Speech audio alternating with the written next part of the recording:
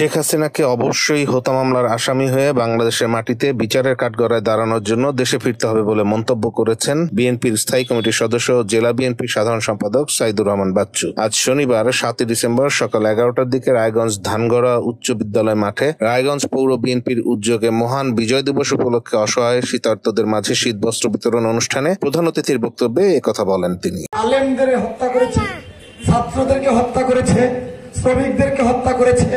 সেই হত্যাকারী সরকার আওয়ামী লীগের রাষ্ট্রীয় ক্ষমতায় আসার আগে বলেছিলেন ঘরে ঘরে চাকরি দিবেন, 10 টাকা সের চাউল খাওয়াবেন, বিনামূল্যে সার দিবেন।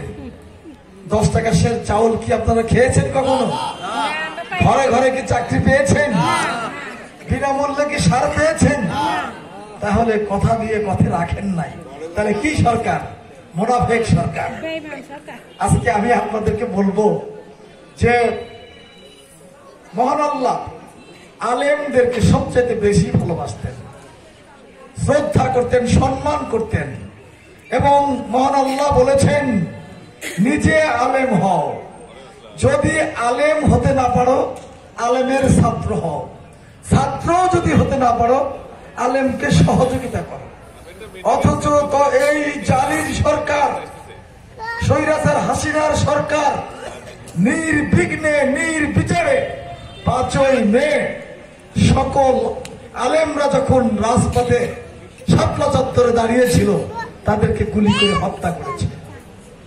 আজকে তাই বলতে চাই এইরকম একটা জালিম সরকারের অধীনে আমরা ছিলাম। এছাড়াও তিনি তারেক রহমানের 31 দফা দাবি ঘরে ঘরে পৌঁছে দেওয়ার জন্য নেতাকর্মীদের নির্দেশনা প্রদান করেন। অনুষ্ঠানটি রায়গঞ্জ পৌর বিএনপি সভাপতি মোহাম্মদ হাতেম আলী সুজনের সভাপতিত্বে বক্তব্য রাখেন সিরাজগঞ্জ জেলা বিএনপির সদস্য রাহিদ মান্নান লেলিন, রায়গঞ্জ উপজেলা বিএনপির সভাপতি মোহাম্মদ শামসুল ইসলাম, ভারপ্রাপ্ত সাধারণ সম্পাদক মোহাম্মদ দুলাল খান প্রমুখ। এ সময় উপজেলা বিএনপির, পৌর বিএনপির অঙ্গ ও সহযোগী সংগঠনের অন্যান্য নেতৃবৃন্দ উপস্থিত ছিলেন। অনুষ্ঠান শেষে বিএনপি নির্বাহী কমিটির সদস্য ও জেলা বিএনপির সাধারণ সম্পাদক সাইদুর রহমান বাচ্চু উপজেলার 300 অসহায় ও শীতার্তদের মাঝে শীতবস্ত্র, কম্বল বিতরণ করেন।